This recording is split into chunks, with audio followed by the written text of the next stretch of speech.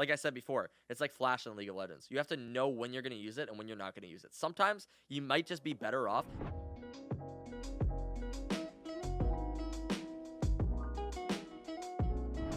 What we're going to be doing for our first presentation today, we do PowerPoints on stream, is we're going to be talking about everything that we know about Project A. This slide was written by Dr. Seuss. I dug this up. He hid it somewhere, and I found it. It was specifically given to me. It was intended for me. So we're going to be talking about everything that we know for Project A based off of the leaks that we got, or not leaks, the information that we got yesterday, based off of the trailer, based off of everything that we can know. We're going to talk about it right now. So if this is the only video that you need, hopefully. Everything that we need to know. Let's get into it. Yesterday, like I said, Henry G, he is an ex-professional CSGO player and caster and a playtester. He playtested the original CSGO back in 2011. Tweeted out a ton of, like, a huge chain of tweets about just Project A, his experience testing it, the things that he noticed, and the interesting features in the game. We did a breakdown on this. We uploaded this video yesterday. The breakdown is called, what did I call it? Your wait is over, or something like that. I'll list it somewhere if you're watching this on YouTube. There was lots of other playtesters that came out and they said things, so we're going to talk about all the things that we learned and compile it into this one video just for you. So if you're watching this, yeah. But before we start, be sure to subscribe to the channel if you're watching this on YouTube, or if you're here on Twitch and you haven't subscribed to my YouTube already, head on over. This is a link for it somewhere. And then join the Discord too. We got a lot of really cool people. We're really interested in Project A. We're having a good time. I'm thinking about doing some more like 1v1s or like tournaments or something like that in Counter-Strike. I think that would be a good thing to do. And then also, lastly, get your stretches in, dude. It's good to stretch. A lot of us sit at the computer for long periods of time, and it's not good for our health. So be sure to do that. So the first thing we have confirmed about Project A is it is going to be free to play. I never saw like a definite confirmation of this, but this is what everyone is saying. So everyone's saying that the game's going to be free to play. It's more official now, I guess, than before. I don't understand, but yeah. So that's what we're looking forward to. It's going to be free to play. Many posts were in different languages, so maybe I just missed something there. But yeah, is that good? I think it probably is. We'll probably talk about that in a future video. But for the most part, you're going to be able to download the game. They're going to have their monetization model based off of cosmetics. So the same thing that CSGO has, kind of, same thing that League of Legends has. Riot Games has been pretty good in the past, the free-to-play model. So I'm excited for it. I think it'll work out. The second thing that we have confirmed is that it's going to be a tactical DE/S&D MR12. Do you know what that means? I didn't know what that meant immediately, but I do now. DE means defusal or search and destroy, and MR12 means that there's going to be 12 matches in a round. Side. So basically, after you win 13 rounds, then you win the game. So there's going to be 12 rounds on each side, and you'll switch after the 12th round. It's the Counter-Strike style. It's just 12 instead of 15.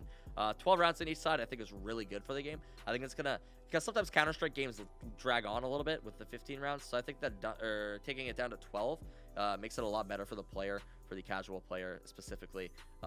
And I also think that it puts more weight on each of the rounds. You don't want to eco for a while. You don't have another like 3 rounds to waste a lot of the time. So that'll be interesting. I'm excited for that. There's also going to be a low time to kill. That's the tactical part, kind of. One-hit headshot is confirmed.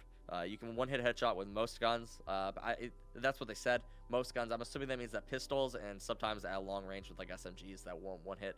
But for the most part, you can one hit with an AK or like an M4 or like whatever guns are going to be in the game. Server's going to be 120 tick. I'm not a competitive gamer, so this didn't really mean a lot to me. I've heard the buzzwords and stuff. I looked it up. I figured it out. Okay, Apex is 20 tick, which is not a lot. That means that the server refreshes 20 times every second. It'll communicate with the server from the player 20 times every second. It's a battle royale game. That's why it's so low. Counter-Strike was 60. Counter-Strike got complained about a lot for it being 60. They felt like that was not enough. Faceit is 128. People play on Faceit for Counter-Strike. Those are like private servers and stuff, and they do it almost specifically for the higher tick rate and also the more competition. So people are really excited. Server's gonna be 120 tick. That sounds pretty good. Most games don't run at that, so that's really interesting. It's closest to Counter-Strike. If you've seen it, a lot of people compared it to Overwatch because it had abilities and characters. A lot of people compared it to Counter-Strike because of the shooting mechanics. It's going to be closer to Counter-Strike is what people are saying after the people have played it, and they give you the confirmation. It feels like Counter-Strike. Abilities are more like Rainbow Six in the sense of characters do have abilities in the game, but the abilities are going to be more utility focused and not game breaking.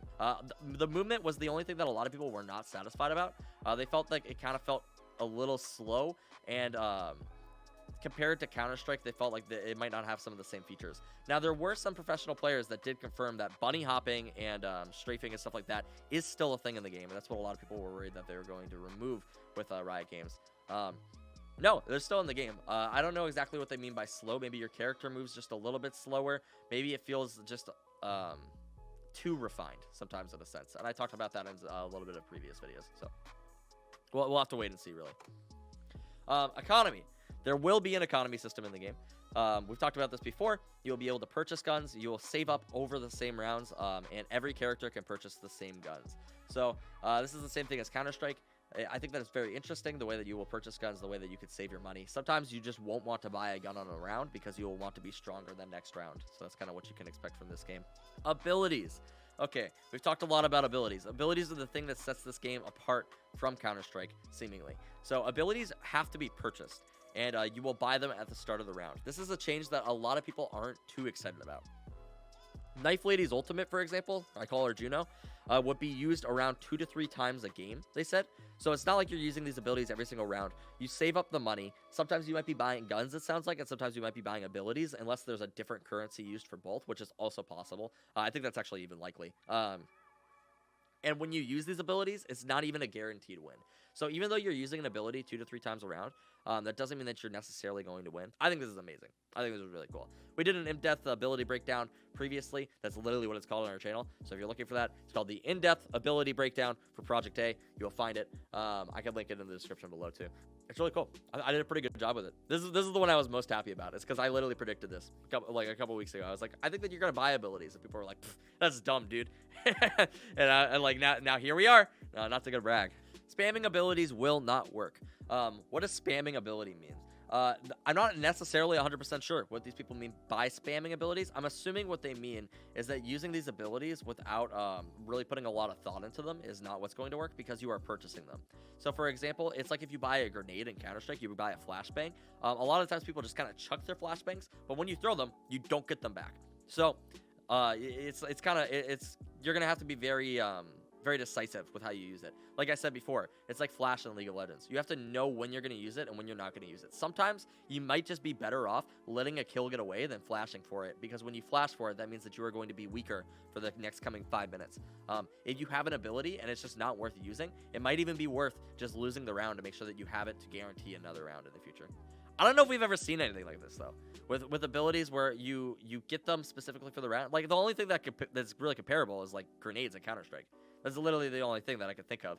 Because in every other game, your abilities refresh every other round. You know, like you don't get one specific ability that you purchased for that round and then it goes away after you use it. Then you don't see that very often. Maybe a card game, but that's like not obviously it's not an FPS. Like Miss Rage LOL, she made a pretty good video just talking about it. I liked particularly her video. I don't know if I got like a lot of information out of it based off of the game, but I got a lot of excitement out of her. As somebody who's play tested the game, she said it was very close to Counter-Strike Source. I never played Source, so this doesn't really mean a whole lot to me. But I like this specific comparison for people who did play Source, that she compared it to Source and not CSGO. I think she's a professional player. I don't know a lot about her background. She's somebody who play tested the game, basically. And then CS skills translate very well, is what she said. So if you're somebody who's played Counter-Strike, you won't have as hard of a time transferring to a game like Project A. If you don't have good aim, you won't be good. This is something specifically that she said. Abilities aren't going to carry you within the game. I know there's a lot of abilities, and that's kind of the talk with it. That's what sets it apart. But if you don't have a good aim, it's not going to matter. If you can't hit your shots, because that's what's going to win you the rounds, is landing your shots.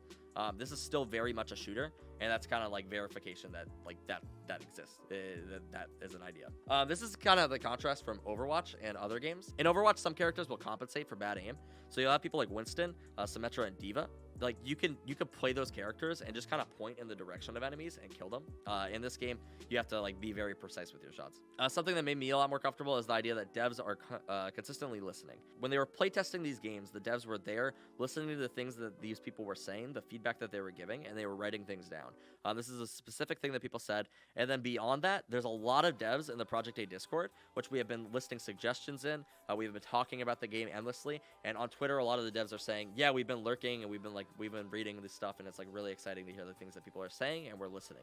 That is really freaking cool. The idea that these devs are actually listening to the community while they're making this game, and presumably they're applying the things that they're saying. Hopefully they're not applying the bad things that they're saying, but like the idea that like they are listening, because I know that in the past for a lot of games, people have been talking about how devs just don't listen to the community. So they're trying at least. We will get more information on March 2nd. I think that this is like the last thing I have on here. If you're looking for the name reveal, it's probably going to happen on March 2nd. Might happen a little bit before. Update on the beta. Someone said it's going to be 2 months after March 2nd. I don't know if that's absolutely true, but that's what we're going to wait to see. That's when a lot of the press is going to grab onto more information and leak it too.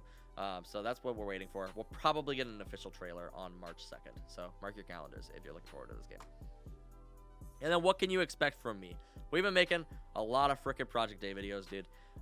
We're going to continue to do breakdowns and discussions and talk about Project Day when the game is released. If I can get a beta key, I will be playing the game as soon as possible. Aside from that, as far as daily Project Day content goes, I don't know if I'm going to keep doing these videos daily. We might try.